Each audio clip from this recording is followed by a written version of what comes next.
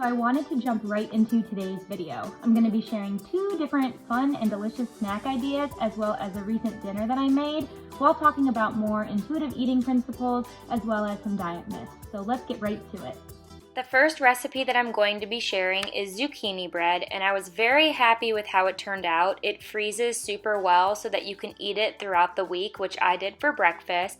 I also wanted to ask if you would kindly subscribe to my channel and like this video. It really helps me push out future new content. The recipe that I was using called for coconut oil, but you can also use a substitute like vegetable oil, whatever's available in your pantry.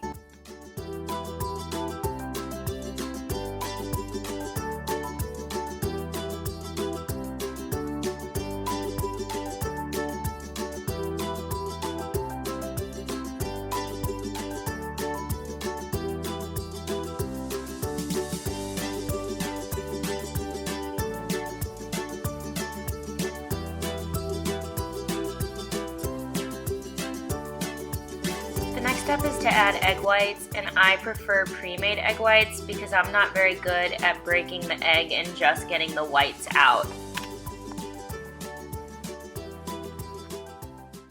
For the next step, you can use whole wheat flour or regular flour. I used a mix of both, but you can do whatever you prefer.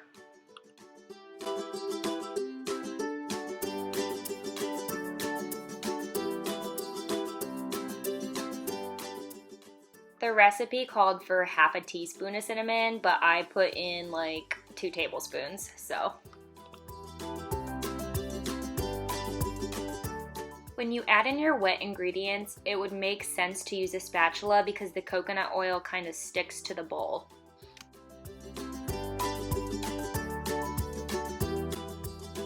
I left this cracked for 1 minute and somebody snuck out there. And believe it or not, she can fit through those little slats, so it makes me nervous. Come here, Mila. Come on in, you naughty.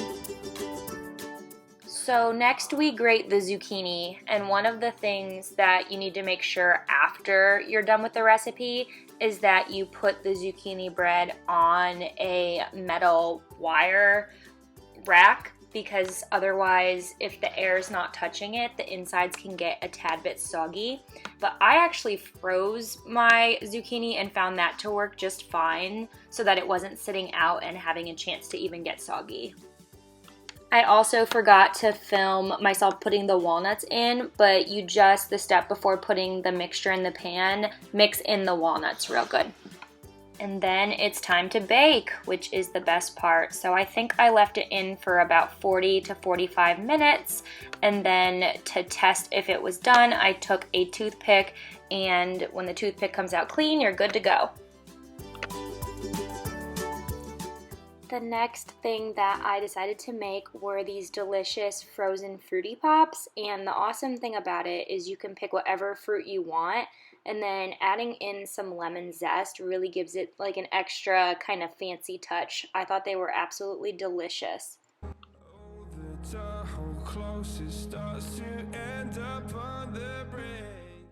So one of the reasons why practicing an intuitive eating mindset is so important for preventing binges is because we are fueling our bodies throughout the day rather than letting our bodies reach this state of starvation. And I can't see the ground. When we create strict rules with ourselves, like I can only eat this and this is a bad food, I'm not allowed to have that, our brains actually start to crave the bad foods even more. So the more that we kind of create this restrict, no, yes, all or nothing thinking, the more we're gonna wanna bounce to the extreme when we finally can't take it anymore. Once your mixture is all blended up and ready, put it into some cupcake liners and then freeze for about 2 to 4 hours.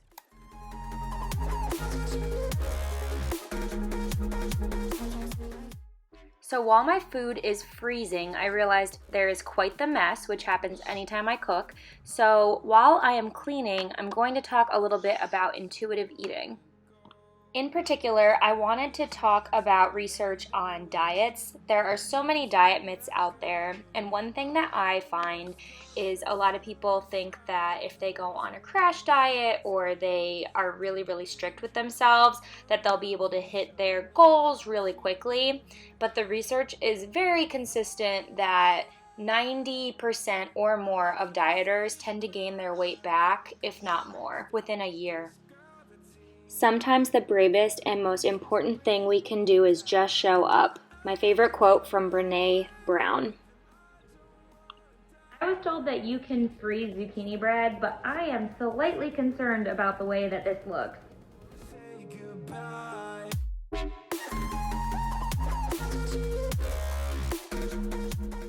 Ended up completely fine after the microwave. So it was about 3 hours later, and I decided to have my Fruity Pops. Don't forget to line the pan with something because they were kind of stuck, so I had to use a knife. But my verdict is that they were delicious, A+. So I figured I'd finish the video with a really simple and delicious dinner idea: chicken stuffed peppers. So basically you make some rice, either brown rice or white rice, and you bake the peppers in the oven. I cut them in half and then put some oil on them and bake at 400 degrees for about 15 minutes. And then I put all of the toppings in the pepper with some cheese, and voila, we are done.